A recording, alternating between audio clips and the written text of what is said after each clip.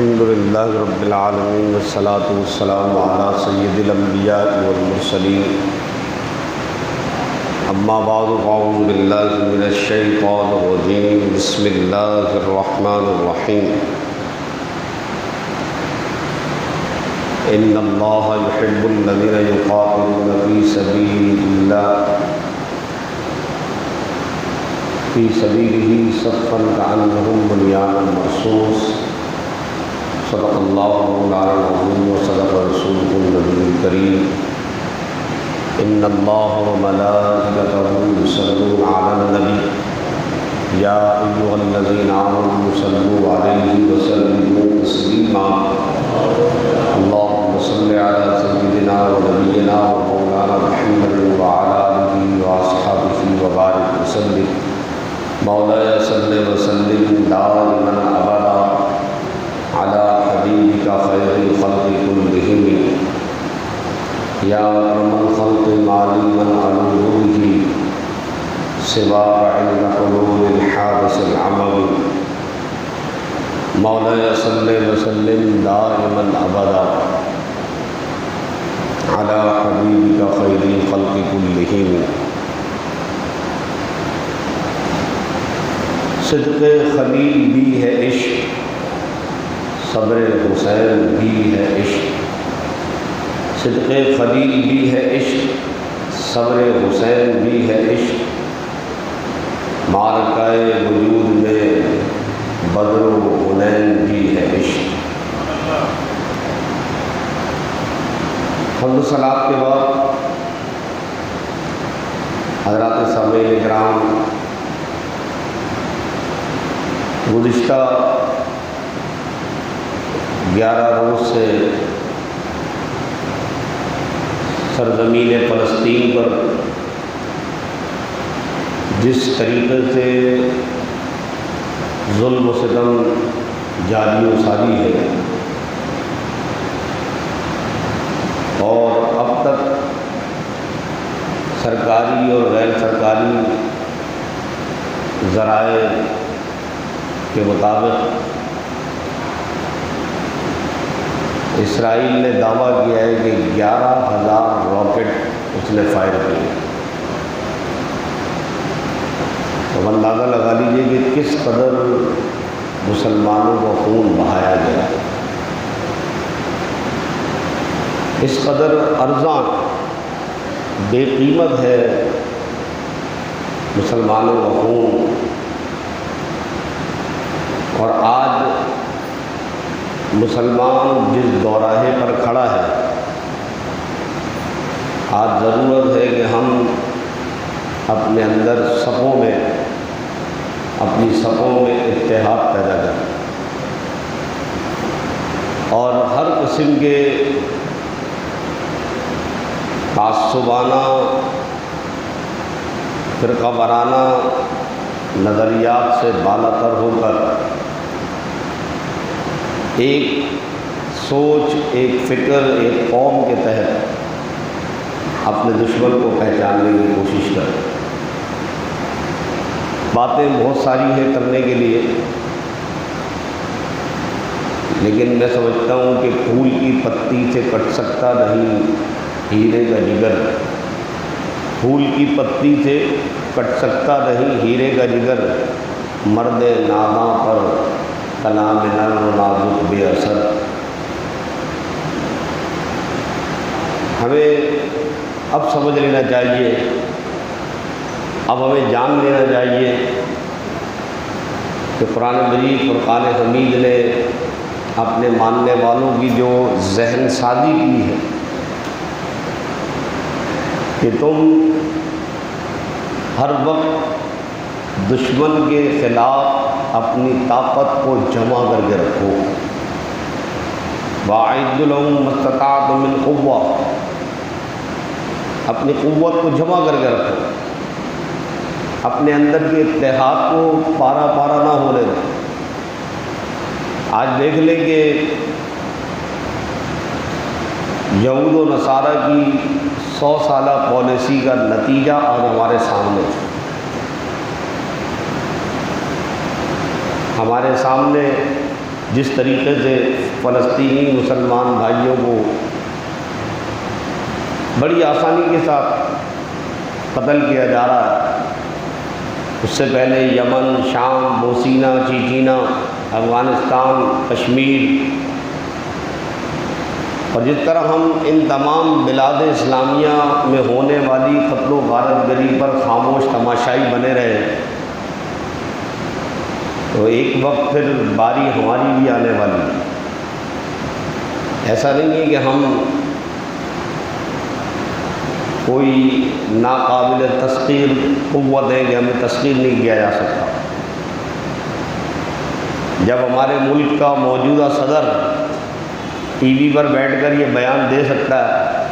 کہ جی مسلم امہ کمزور ہے اور وہ طاقتور کی بات کو سننے پر مجبور ہے، تو بظاہر صدر نے سادگی میں یہ بات کہی، لیکن ایک حقیقت بیان کر دی کہ جس طریقے سے ہم ماضی سے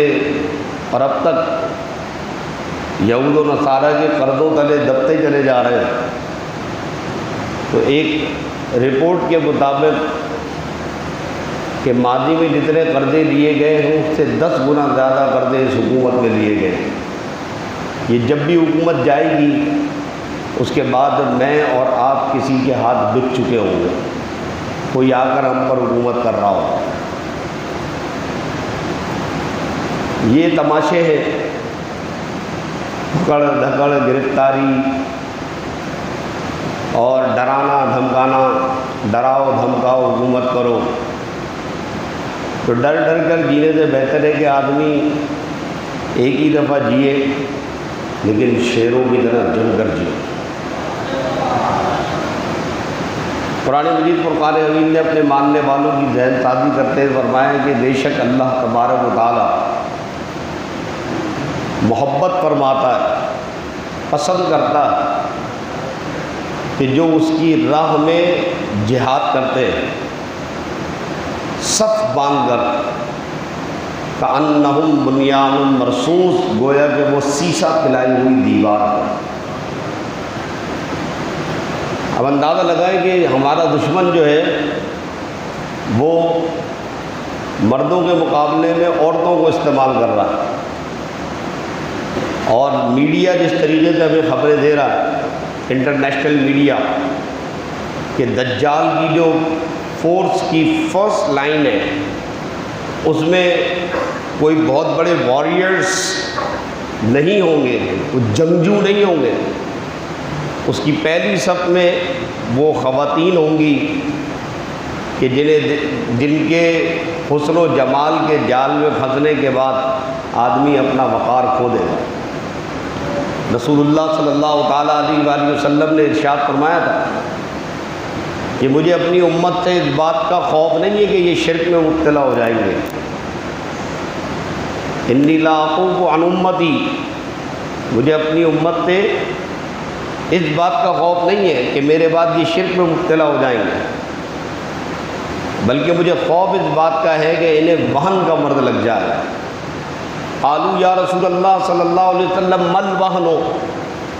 عرض کی یا رسول اللہ صلی اللہ علیہ وسلم وہن کیا چیز ہے؟ فرمایا وہن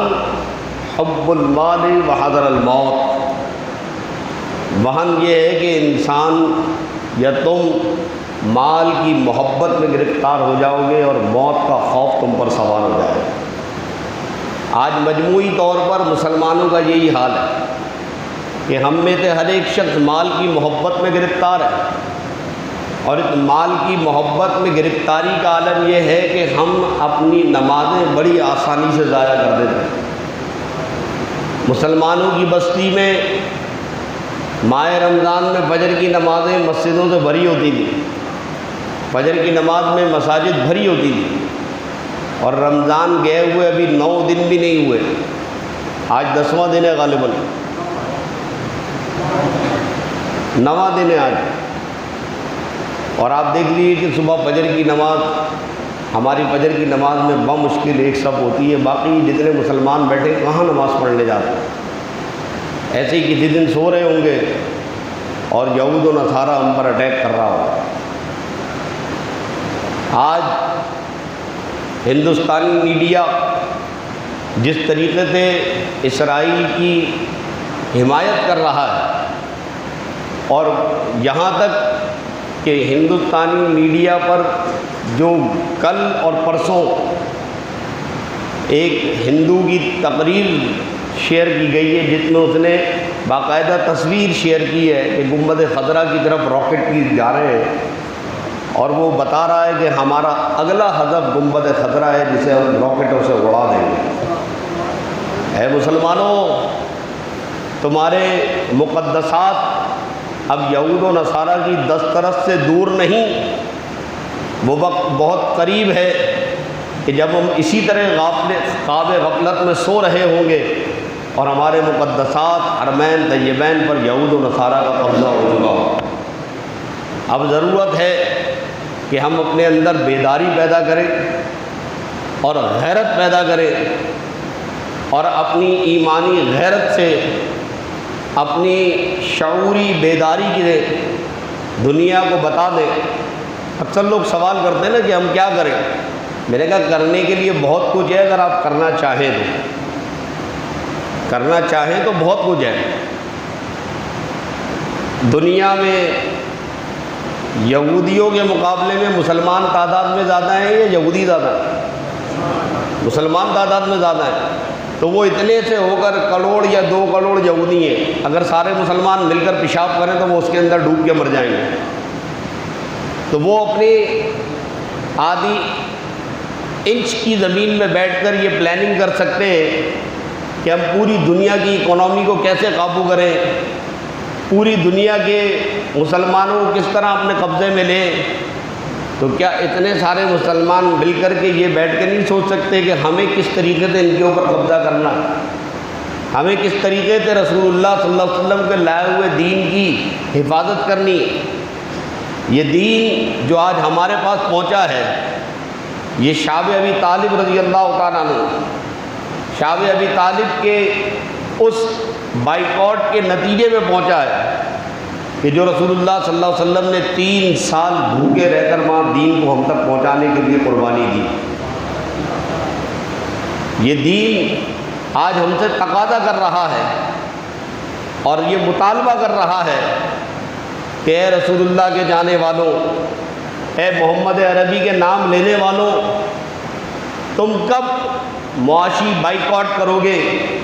تم کب اپنے اندر غیرت پیدا کرو گے؟ تم کب یہود و نصارہ اور ہندو سامراج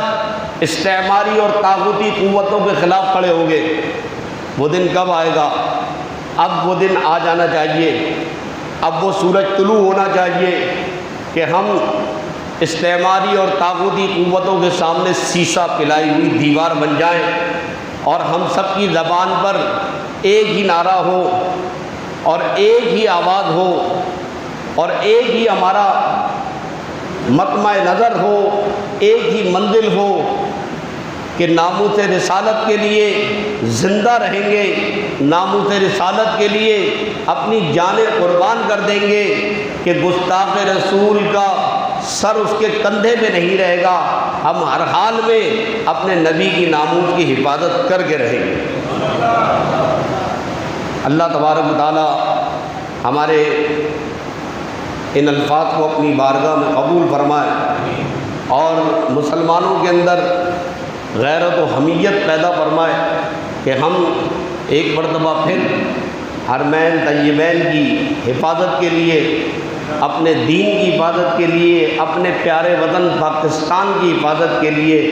اتحاد کا مظاہرہ کرتے ہوئے آگے بڑھیں۔ افواج پاکستان پر ہمیں کل بھی ناز تھا، ہم اپنی افواج پر آج بھی فخر کرتے ہیں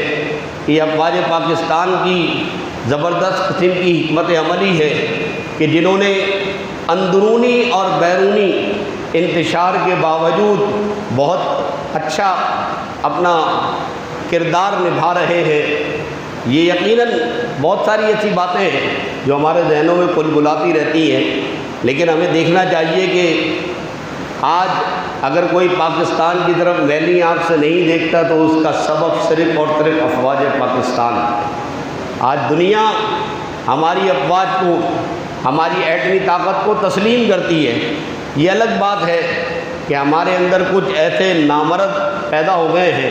کہ جنہوں نے خود اپنی انسلٹ بھی کروائی اور اپنے دین کی بھی بے عزتی کروائی اور اپنی افواج کی بھی بے عزتی کروائی۔ ہم چاہتے ہیں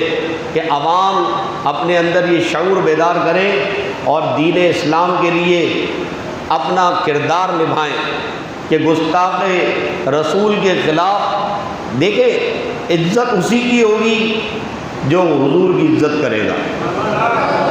عزت اسی کی ہوگی جو ان کی عزت پہ پہرا دے گا۔ اسی لیے عارض نے فرمایا کہ انہیں جانا انہیں مانا، انہیں جانا انہیں مانا، نہ رکھا غیر سے کام، للہ الحمد میں دنیا سے مسلمان گئے۔ مزید شاہ صاحب کے بیان سننے کے لیے ہمارا چینل سبسکرائب کریں، بیل آئیکن پریس کریں۔ شکریہ۔